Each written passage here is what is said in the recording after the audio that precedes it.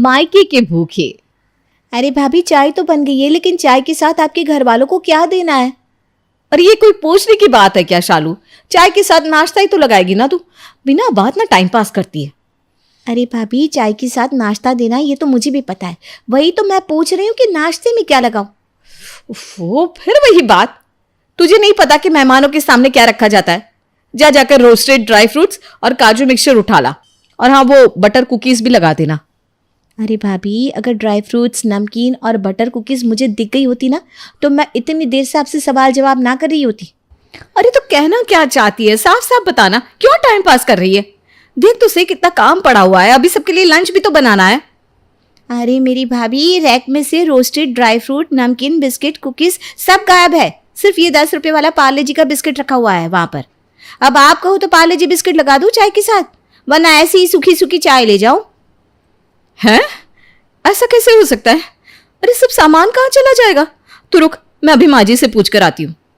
Mummy जी तो 1 घंटे पहले ही कीर्तन में चली गई। क्या? मम्मी जी कीर्तन में चली गई? मम्मी जी तो कभी कीर्तन में नहीं जाती, उन्हें भजन कीर्तन करना कब से अच्छा लगने लग गया। अब ये तो जब मम्मी जी आएंगे ना तो आप उन्हीं से पूछ लेना। लेकिन फिलहाल की ताज़ा खबर ये है कि आपके घर से जब फ़ोन आया था कि आपकी मम्मी, पापा और भैया भाभी आने वाले हैं, उसके आधे घंटे बाद ही मम्मी जी कीर्तन में जाने का कहकर यहाँ से रफू चक्कर हो गई थी और बोल रही थी शाम से पहले वापस नहीं आने वाली। अरे तो फिर क्या करें? मेहमानों के सामने ऐसे ही पार्ले जी बिस्किट लेकर जाएगी क्या? अरे भाभी जल्दी बताओ ना, क्या करूँ? चाय ठंडी हुई जा रही है। अच्छा ठीक है, तू ले जा ये पार्ले जी का बिस्किट। और सुन, मेरे कमरे में ना मूंग दाल की नमकीन रखी है, वही लगा दे फिलहाल, बाकी देखते हैं। जिठानी नीलू को ये बात बड़ी अटपटी लग रही थी कि मेहमानों के सामने परोसे जाने वाले रोस्टेड ड्राई फ्रूट आज अपनी जगह से गायब कैसे हो गए थे। फिलहाल तो नीलू और शालू घर आए मेहमानों की खातिर में व्यस्त थी, इसलिए दोनों चाय नाश्ता लगाने के बाद लंच की तैयारी में जुट जाती हैं। 2-3 घंटे में लंच करने के बाद नीलू के घर वाले वापस अपने घर की ओर लौट जाते हैं 3 दिन बाद। ऐसा कैसे सूखी सूखी चाय पी रही है? ये देख, ये रोस्टेड काजू है, एक बार ट्राई करके देख, मसाले चाय के साथ बहुत अच्छे लगते हैं। अरे नहीं निर्मला, तुझे पता है ना मुझे कोलेस्ट्रॉल की प्रॉब्लम है, मैं ज़्यादा तला भुना नहीं खाती। अरे मुझे पता है तुझे कोलेस्ट्रॉल की प्रॉब्लम है, तो निश्चिंत होकर ये काजू खा। इन्हें मैंने कोई घी या तेल में रोस्ट नहीं किया, अरे ड्राई रोस्टेड है, एयर फ्रायर से ड्राई रोस्ट किया है सारे ड्राई फ्रूट। अरे भाई टेस्ट अपनी जगह है, लेकिन हेल्थ का ख्याल तो रखना ही पड़ता है।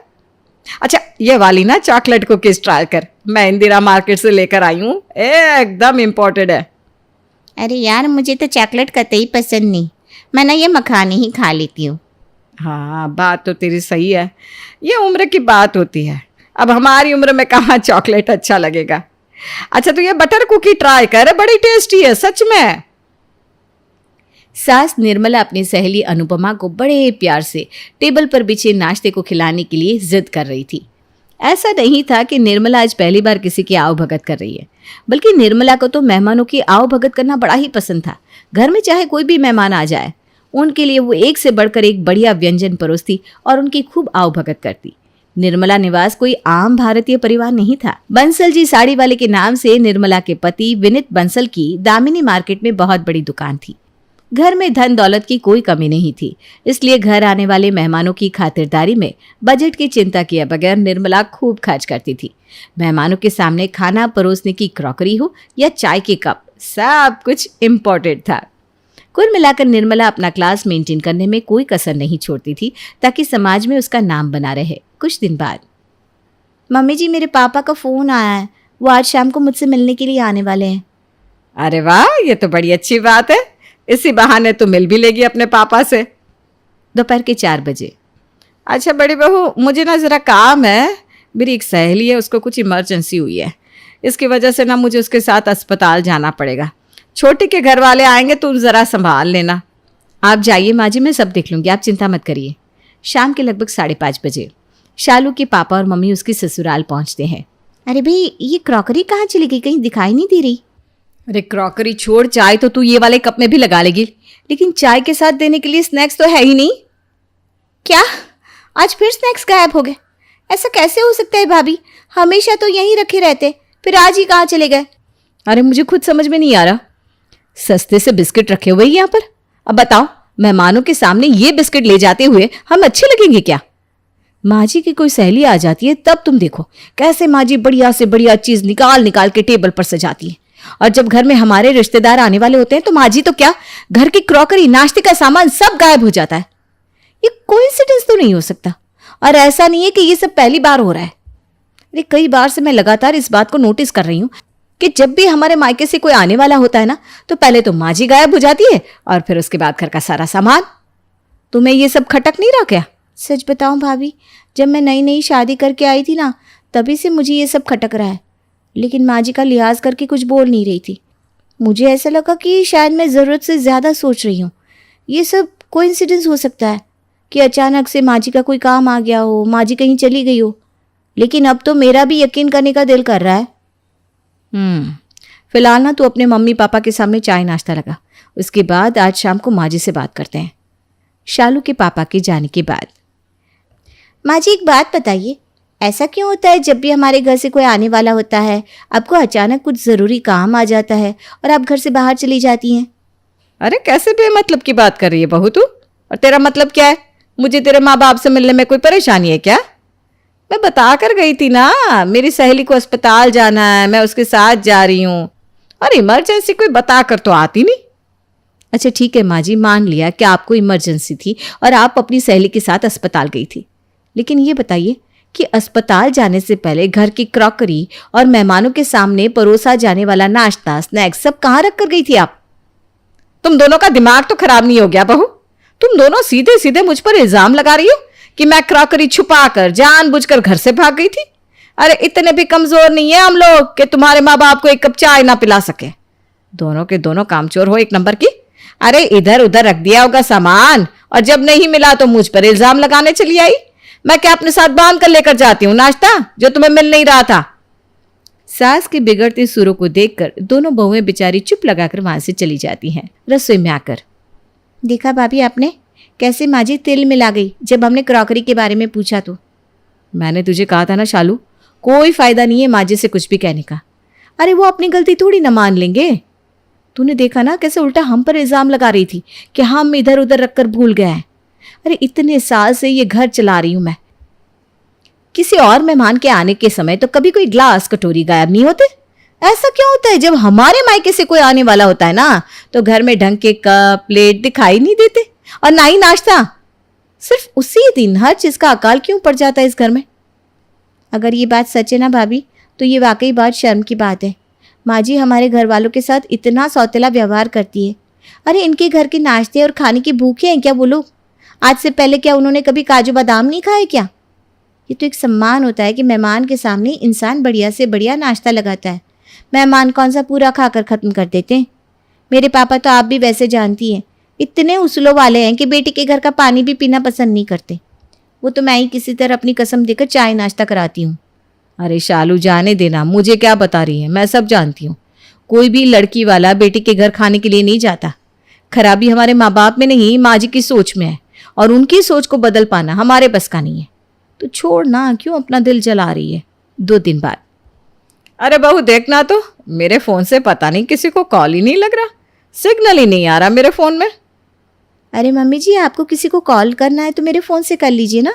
होता है कभी कभी मोबाइल में ना नेटवर्क नहीं आता। हाँ वो रुचि को फ़ोन कर रही थी, तो अपना फ़ोन दे जा, मैं बात करके अभी देती हूँ। सासू माँ बहू शालू का फ़ोन लेकर अपने कमरे में जाती है और अपनी बेटी से बातें करने लगती है। भाभी मैं कहती थी ना, जब हमारे घर वाले आने वाले होते हैं तो माँ जी जानबूझकर सब कुछ छुपा कर जाती हैं। देखो मुझे इसका प्रूफ भी मिल गया। अरे छोटी क्या बात करी है, कैसा प्रूफ? दिखा मुझे भी। अरे भाभी दिखाने वाला प्रूफ नहीं है, सुनने वाला है। आप मेरे कमरे में चलिए, सब सुनाती हूँ। किचन में तो माँ जी मिनट मिनट पर आकर झांक कर जाती है। देवरानी की बात सुनकर नीलू उसके साथ उसके कमरे में पहुंच जाती है। अरे शालू दिखाना जल्दी से, क्या सबूत है? सस्पेंस क्यों क्रिएट कर रही है?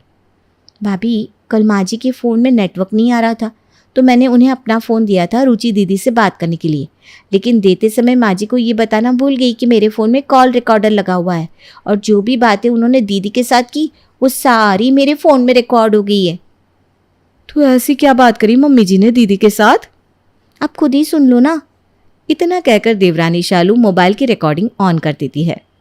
अरे रुचि बेटा, कैसी है तू? और बता कब आने वाली है?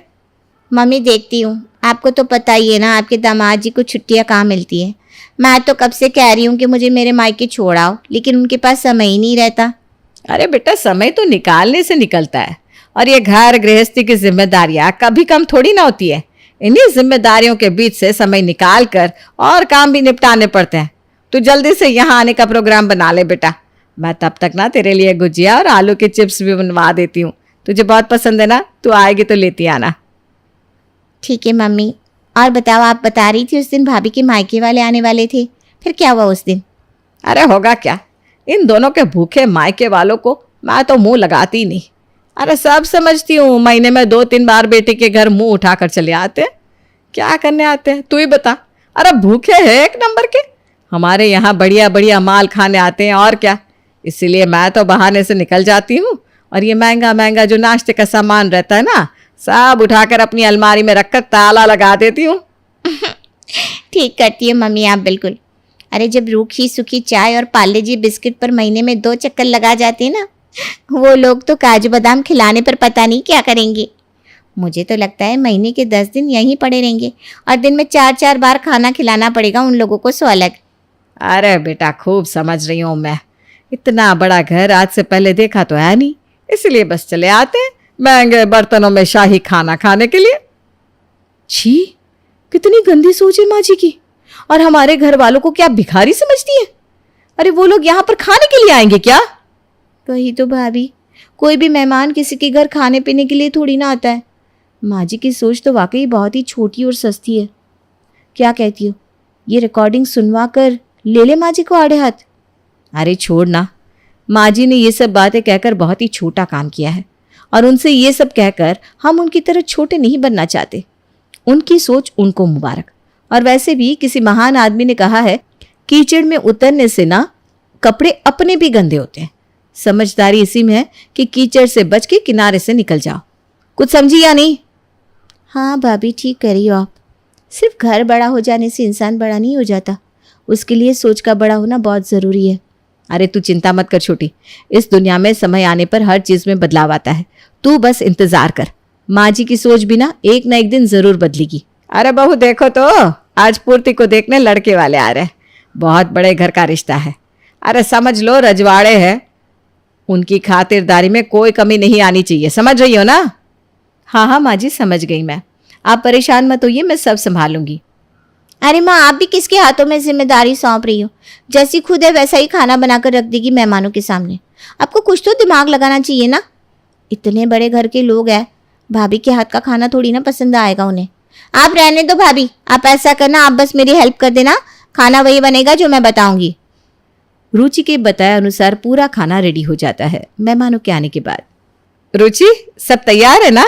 ला थोड़ा खाना चखा दे, कुछ कमी होगी तो उसे ठीक कर लेंगे। रुचि अपनी माँ को टेस्ट कराने के लिए जैसे ही सब्जी निकालने जाती है, अचानक ही भगोना उसके हाथ से छूट जाता है। अरे क्या कर दिया तूने, सारा खाना फर्श पर फैला दिया। खीर मिठाई सब में सब्जी गिरा दी। अब मेहमानों के आगे क्या परोसूंगी? इतनी जल्दी तो दोबारा खाना भी नहीं बन पाएगा। हे भगवान, मैं क्या जवाब दूंगी मेहमानों को? आज तो बड़ी बेइज्जती हो जाएगी। माँ जी, अब घबराने से कुछ नहीं होगा, जो हो गया सो हो गया। मेहमान आ चुके हैं, आप जाकर उनके साथ हॉल में बैठिए। रुचि दीदी, आप भी जाइए माँ के साथ, हम दोनों कुछ करते हैं। अरे क्या करोगी तुम दोनों? ये रिश्ता तो समझो गया हाथ से। माँ जी, हम पर भरोसा रखिए, कुछ नहीं होगा। बहू की बात सुनकर निर्मला जाकर मेहमानों के साथ बैठ जाती है, लेकिन अभी भी उसकी धड़कनें बढ़ी हुई थी। लगभग 1 घंटे के बाद डिनर तैयार है, आप लोग खाने के लिए आ जाइए। निर्मला शालू की ओर हैरानी से देख रही थी। खा पीकर कुछ देर बाद मेहमान वापस लौट गए। मेहमान के जाने के बाद, अरे बहू, इतनी जल्दी खाने का इंतजाम कैसे हुआ? हमारे लोकेशन पर तो ऑनलाइन खाना ऑर्डर करो तब भी 1.5 घंटे से ज्यादा टाइम लग जाता है डिलीवरी में। माँ जी, शालू ने अपने भाई को फ़ोन किया और सारी बात बताई। शालू के भैया के खास दोस्त का अपनी ही एरिया में 3 स्टार होटल है। भैया ने जाकर फटाफट फूड पैक कराया और यहाँ पहुँचा दिया। ऑर्डर देकर खाना लेने में तो काफ़ी टाइम लग जाता। तेरा बहुत बहुत धन्यवाद बहू, मुझे माफ़ कर दे। मैंने हमेशा तुम दोनों के मायके वालों का अपमान किया। फिर भी मेरा मान सम्मान बचाने के लिए तेरे भैया अपना सब काम छोड़कर दौड़े चले आए। मैं अपने किए पर बहुत शर्मिंदा हूँ बेटा। शायद मुझे मेरे किए की सज़ा देने के लिए ही भगवान ने आज ऐसी परिस्थिति में फंसाया। आप माफ़ी मत मांगिए माँ जी, बस आपको अपनी गलती का एहसास हो गया, इतना ही काफ़ी है।